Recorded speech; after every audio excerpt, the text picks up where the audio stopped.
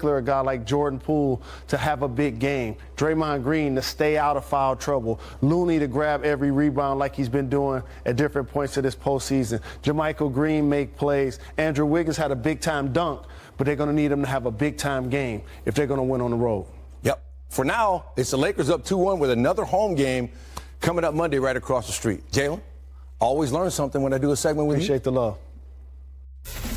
Well, the Trojan family got a new member on Saturday. It happens to be Bronny James, the son of LeBron James. Bronny's a senior at Sierra Canyon High School. He's ranked 19th prospect in the ESPN 100 and is considered to be one of the top 5 point guards in his class. They're going to see you back on campus for some game? I might have to come back. Fight on forever. LeBron James, one proud father. Unless it was like one of my great-grandmothers or great-grandfathers or someone that I was way before my time. Let's talk about Game 3 some more with Jalen Rose, who's with us in studio. Jalen's second game in a row we've seen extended, let's not call it garbage time, let's call it reserve minutes as the game got away from one team. Lakers dominated this one. How'd they do it? They did, and if the Warriors wanted to take a word away from this game, it will be foul. Okay. Because they had personal ones, technical ones, flagrant ones, offensive ones, defensive ones. They were a frustrated basketball team. They looked out of character, didn't look like one of a composed squad that has won 4 championships. And give the Lakers credit on their home floor. In particular, D'Angelo Russell getting them off to a very good start, knocking down threes, making plays offensively. Anthony Davis was terrific, not only changing shots, blocking shots, scoring the ball, grabbing boards, giving intensity. But how about LeBron James? Second quarter, third quarter, the 38-year-old in his 20th season making hustle plays, scoring in transition, exciting the crowd, showing leadership, and also their coaching staff. Because you nurture players like Walker. You give him minutes when Austin Reeves is struggling, and now all of a sudden these last couple of games has paid off for you.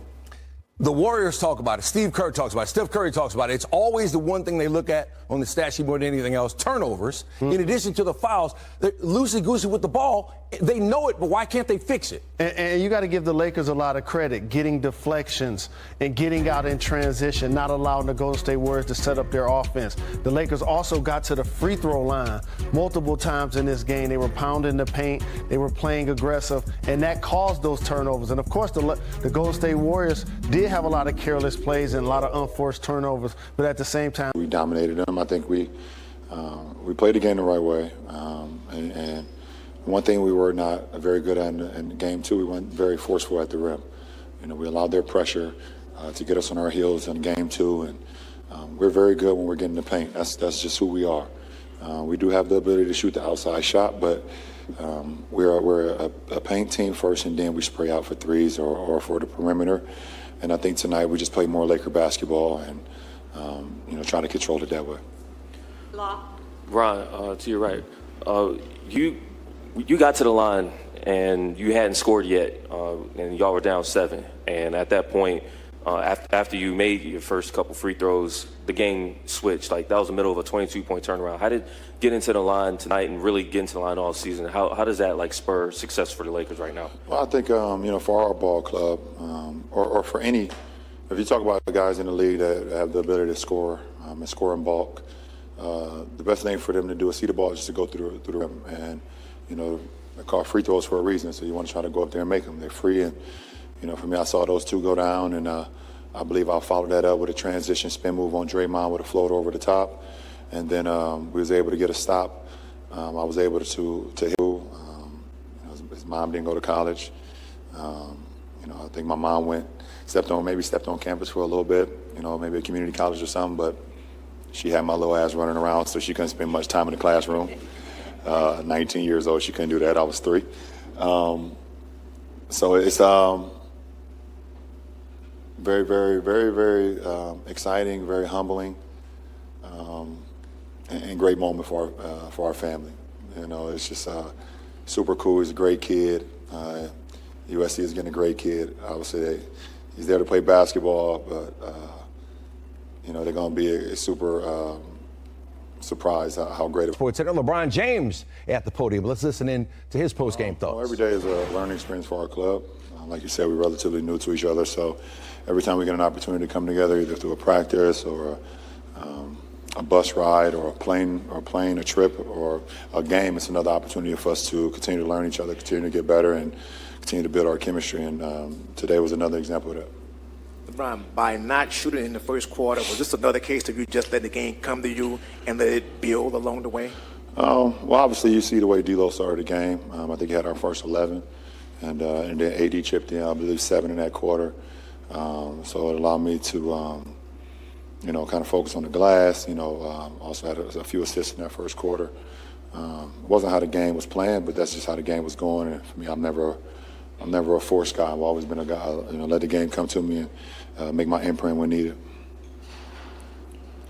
11-point lead at halftime. So just try to feed off the fans, feed off our ability to defend, and just put the pressure on them. LeBron, D'Lo was in here a couple of minutes ago, and he said that when the trade was made, all the trades that happened at the deadline, he thought there was potential, but he thought it would take a little longer period of time, especially with the injuries. Are you surprised that it has gelled so quick? I think you guys haven't lost a home game since late March. Well, obviously, like you said, we had a lot of injuries, and myself, I was out for a few weeks. When we was able to make the trade, I think we played then when D'Lo and them guys got here, I think I played 3 games with them. We had some success, but then I went out with an injury in Dallas, and was on the shelf for 4 weeks. But one thing I noticed that how the team just clicked in my absence. So I knew right away once I came back I could fit in and we can play some good basketball. I knew that. I was playing the way that we envisioned the Lakers to play, and it's resulted in us being in the second round of the playoffs up until this point. LeBron, congrats on the win. You spoke about the hot start from D'Lo and AD, only one ball in this game. But how did you feel like your defense affected things, especially early on when things were a little tighter? Well, I said that after game 2 that no matter what goes on, we hang our hat on our defense. We're one of the best defensive teams in the league, if not the best. And in order for us to reach our potential, we have to defend at a high level. And there's not one team in this league that tests you on that side more than Golden State. So, it keeps us on alert, throughout 48 minutes. Every possession, 24 seconds on the shot clock, they will make you work throughout that whole possession. So, you have to be alert and test our defense every single possession going against a team that with so much firepower. LeBron, obviously, job's not finished, but to keep having significant. Try to make memorable moments. That's all. And the postseason is the best time in our league. You have an opportunity to play in the playoffs, something that you never forget about, and something that you never take for granted. So, the moments we get to play in front of our fans, we cherish those for the rest of our lives. That's for sure.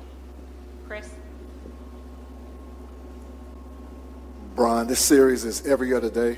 You're playing a game. Narratives get changed and shifted each game. I know you're used to this. How has your team? Have you been able to evaluate your team and how they handle, things that are being said outside from day to day?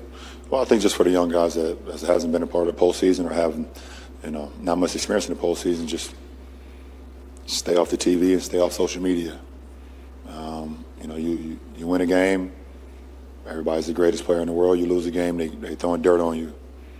It's literally that simple. It's all about, training your mind for, the next watch, or if it's one of your favorite movies, or if you like listening to music, or if you're reading books, or whatever the case may be, or playing cards with the family, whatever. But you stay off social media. And a game 4, but really need to win in game 4. What are the adjustments they have to make? I'm anticipating a long series. And anytime your shots aren't falling, the first thing you have to do is just play